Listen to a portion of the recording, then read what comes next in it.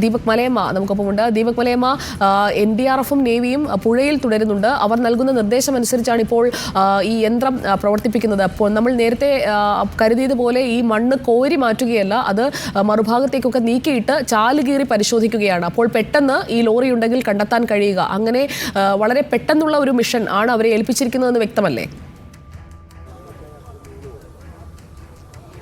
തീർച്ചയായും അങ്ങനെ തന്നെ വേണം ഈ ഒരു ഘട്ടത്തിൽ അനുമാനിക്കാൻ. കാരണം ആ മേഖലയിൽ മണ്ണ് പൂർണ്ണമായും എടുത്ത് മാറ്റുക എന്ന് പറഞ്ഞാൽ ഇനി എടുത്ത് ഇടാനുള്ളത് ഒന്നുകിൽ പുഴയിലേക്ക് അല്ലെങ്കിൽ ഈ റോഡിൻ്റെ വശത്തേക്ക് തന്നെ വീണ്ടും എടുത്തിടുന്ന പ്രവൃത്തിയായിരിക്കും ചെയ്യേണ്ടി വരിക. അത് അല്പം കൂടി ബാധിച്ച പ്രവൃത്തിയാണ്. ഒപ്പം തന്നെ പുഴയിലേക്ക് അങ്ങനെ മണ്ണ് നീക്കിയിട്ടാൽ അത് ഒഴുക്കിനെ അടക്കം ബാധിക്കുമെന്നുള്ളതും ഉറപ്പാണ്. ആ ഒരു പശ്ചാത്തലത്തിൽ കൂടി ആയിരുന്നിരിക്കണം ഇത്തരത്തിൽ ചാലുകൾ കീറിക്കൊണ്ട് പരിശോധന നടത്തുന്നത്. ചെറിയ ഭാഗത്ത് ആഴത്തിൽ മണ്ണ് നീക്കം ചെയ്ത് അത് മറ്റൊരു മേഖലയിലേക്ക് നീക്കി വെച്ച് കഴിഞ്ഞാൽ ആ പ്രദേശത്തെ ഏതെങ്കിലും ഇത്തരത്തിൽ ലോറി അടക്കം അകപ്പെട്ടിട്ടുണ്ടെങ്കിൽ ഒരു പക്ഷേ കണ്ടെത്താൻ കഴിയുമെന്നുള്ള പ്രതീക്ഷ ആ സംഘത്തിനെ സംബന്ധിച്ചുണ്ടാകും. നേരത്തെ തന്നെ മെറ്റൽ ഡിറ്റക്ടർ ഒക്കെ ഉപയോഗിച്ചുകൊണ്ട് അവിടെ പരിശോധന നടത്തിയിട്ടുണ്ടായിരുന്നു. ആ സമയത്ത് ചില സൂചനകൾ ലഭിച്ചതിൻ്റെ ഭാഗമായിട്ട് കൂടിയാണ് ആ മേഖലയിൽ കൃത്യമായ പരിശോധന ഇപ്പോൾ നടത്തുന്നത് എന്നുള്ളതാണ് നമ്മൾ മനസ്സിലാക്കുന്നത്. അങ്ങനെയെങ്കിൽ അല്പസമയത്തിനകം തന്നെ ഒരു മെറ്റൽ പാർട്ട് കണ്ടെത്താൻ കഴിയും എന്ന് തന്നെ നമ്മൾ പ്രതീക്ഷിക്കുകയും ചെയ്യുന്നുണ്ട്.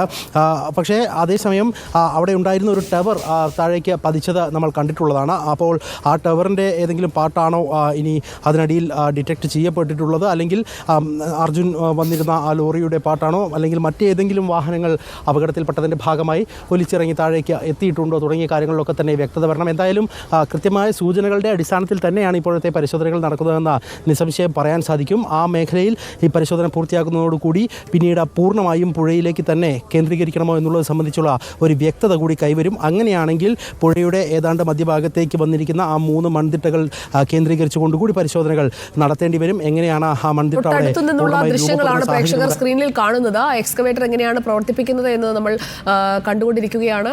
പുഴയിലേക്ക് നടത്തുന്ന പരിശോധന, നദിയുടെ മറുകരയിൽ നിന്നുള്ള ദൃശ്യങ്ങൾ നമ്മൾ കണ്ടു. ഇത് ആ എക്സ്കവേറ്റർ ഇരിക്കുന്ന ഭാഗത്ത് നിന്ന്, അതായത് കരയിൽ നിന്നുള്ള ഈ മണ്ണിടിഞ്ഞു വീണ മേഖലയിൽ നിന്നുള്ള ദൃശ്യങ്ങളാണ്. കൃത്യമായി സൈന്യത്തിന്റെ സംഘം അവിടെ നിർദ്ദേശങ്ങൾ നൽകുന്നുണ്ട്. അതനുസരിച്ചാണ് യന്ത്രം പ്രവർത്തിപ്പിക്കുന്നത്.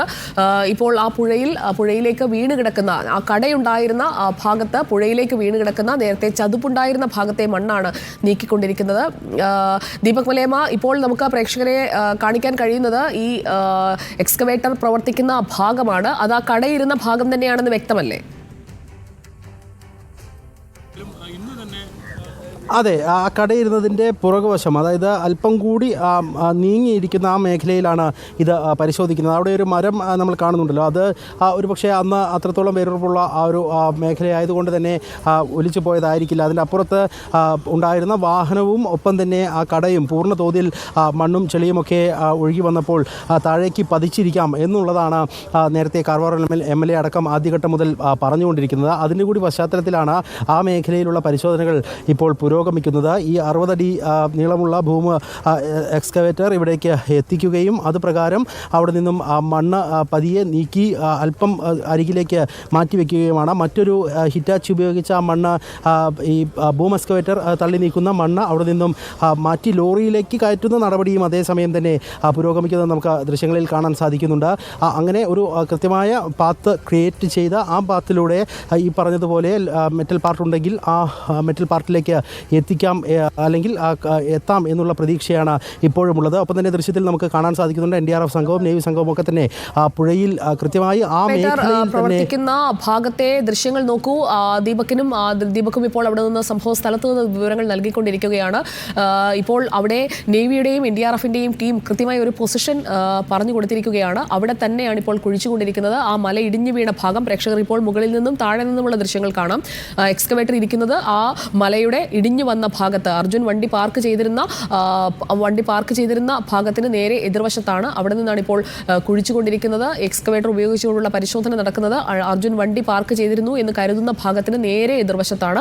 അവിടെയാണ് ഈ കടകളടക്കം ഉണ്ടായിരുന്നത്. ആ കടയൊന്നും ഇപ്പോൾ അവിടെയില്ല. അതെല്ലാം ഒലിച്ച് നദിയിലേക്ക് പതിച്ചു. അതിലുണ്ടായിരുന്ന ലക്ഷ്മണനും ഭാര്യയും 2 കുഞ്ഞുമക്കളും ആ കടയിൽ ജോലിക്കുണ്ടായിരുന്ന ആളും ഒക്കെ മരിച്ചു. അവരുടെ മൃതദേഹങ്ങൾ കിട്ടി. ഇപ്പോൾ എക്സ്കവേറ്റർ നിർത്തിയിട്ടിരിക്കുന്ന സ്ഥലമെന്ന് പറയുന്നത് മണ്ണിടിച്ചിലുണ്ടായ മലയുടെ നേരെ ഉള്ള ഭാഗമാണ്. നേരെ എതിർഭാഗത്ത് കടയും മരങ്ങളും ഒക്കെ നിന്നിരുന്ന നേരത്തെ ടാങ്കർ ലോറി താഴേക്ക് പതിച്ച ഭാഗമാണ്. ആ പാതയിലൂടെ തന്നെയാണോ അർജുൻ്റെ ട്രക്കും താഴേക്ക് വന്നിരുന്നിട്ടുണ്ടാവുക? ആ കടയുണ്ടായിരുന്ന ഭാഗത്ത് വീണിട്ടുണ്ടോ? അതാണ് പരിശോധിക്കുന്നത്. എക്സ്കവേറ്റർ അവിടെ നിർത്തിയിട്ടുകൊണ്ട് ആ ഭാഗത്തെ മണ്ണിളക്കി പരിശോധിക്കുകയാണ്. അതിൻ്റെ ഏറ്റവും അടുത്തുള്ള ദൃശ്യങ്ങളാണ് പ്രേക്ഷകരിലേക്ക് ഇപ്പോൾ റിപ്പോർട്ടർ എത്തിക്കുന്നത്.